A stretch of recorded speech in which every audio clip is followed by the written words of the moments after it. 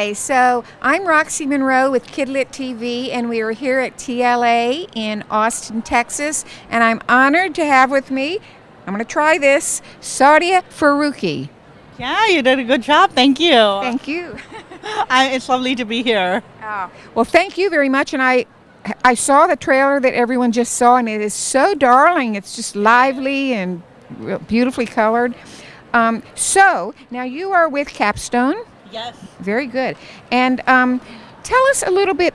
Here we have Yasmin in charge, and the idea of a little girl being in charge has got to be too cool. So tell us a little bit about your book.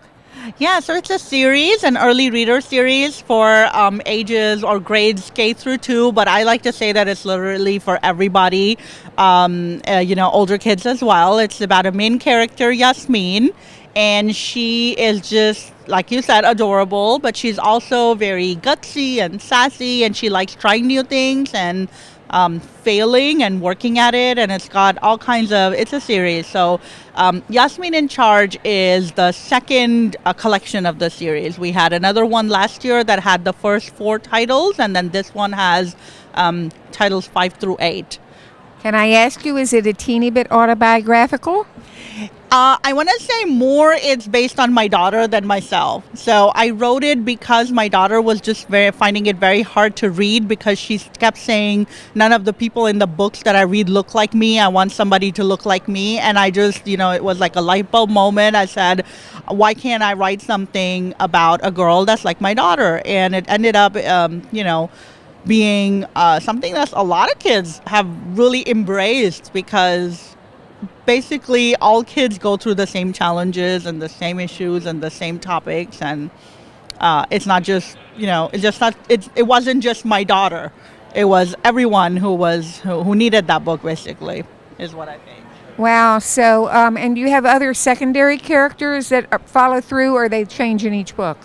No, it's the story of a family. So Yasmin is the main character. She has a mama and a baba, a mom and a dad, and she has a nana and a nani, which are her grandparents who also live with her.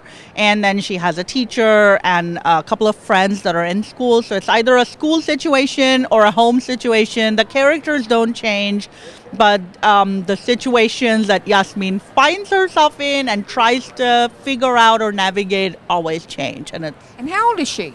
She is in 2nd grade. So we're keeping it guessing as far as age is concerned, but 2nd grade is the grade she's in. Cool. Now, could you tell me a little bit about your writing process? Do you get up every morning and write? Do you have a certain program, or do you just write intuitively? I mean, how do you handle that? I do try to write every day. I have a home office, and I'm very blessed that I actually have, writing is my job. And so I get up in the morning. Once I've dropped the kids off to school, my writing work, my day starts.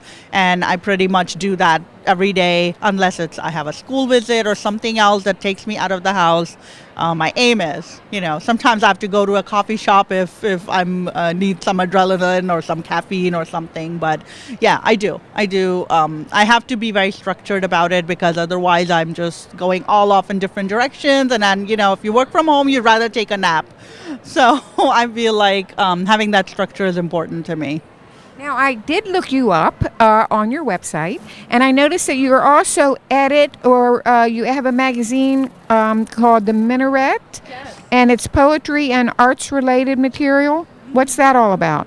So I do a lot of interfaith work on intercultural sensitivity work, and part of that work is that I edit an online magazine called Blue Minaret, and it is art, fiction, poetry. So we get people submitting their things, and then we showcase them. So it's just a little way of going out of the children's literature world into more adult literature, because I think that art and writing and poetry and even all other kinds of creative pursuits can really help us understand each other and get to know each other. And that's my little world of activism, you might say.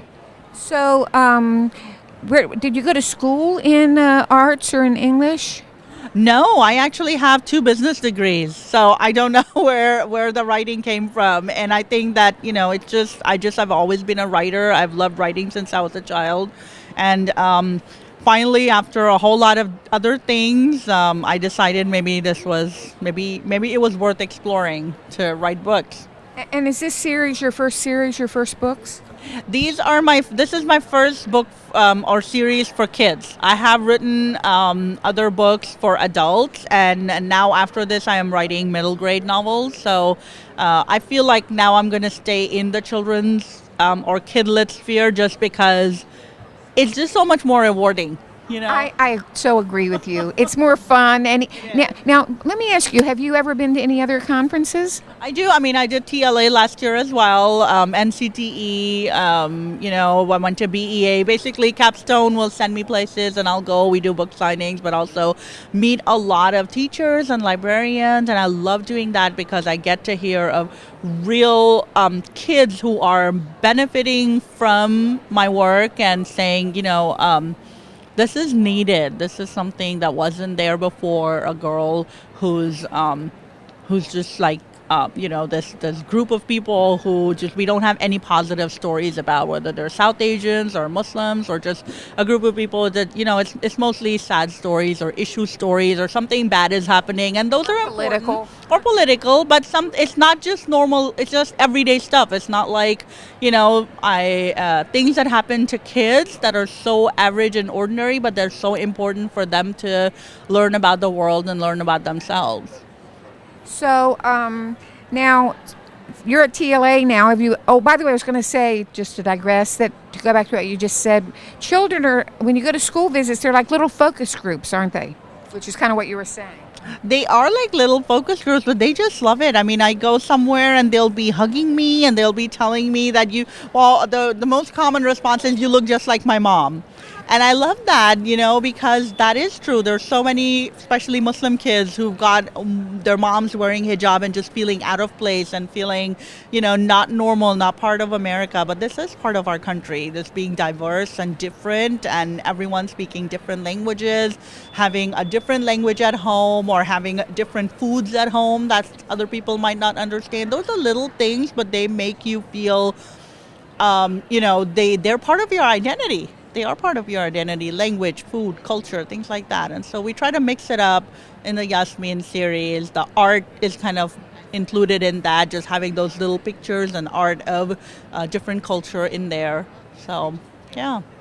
Well, I know that when children are bilingual, it is super good for their brain. It kind of makes them smarter, right? Yeah, I mean, it's really yeah. cool the way it works. It is true, but a lot of kids growing up, even my own kids, they don't particularly see it as a positive thing because they get picked on. They, my kids will often say that, we don't want to speak in a different language because everyone else is speaking in English, so we want to be just like everybody else. And to have a series like Yasmin where they're proud to speak Urdu, which is their language, the language of Pakistan, where I grew up. It's just a little positive thing that if a child can read it and feel proud of their own culture, that I feel like I did my job.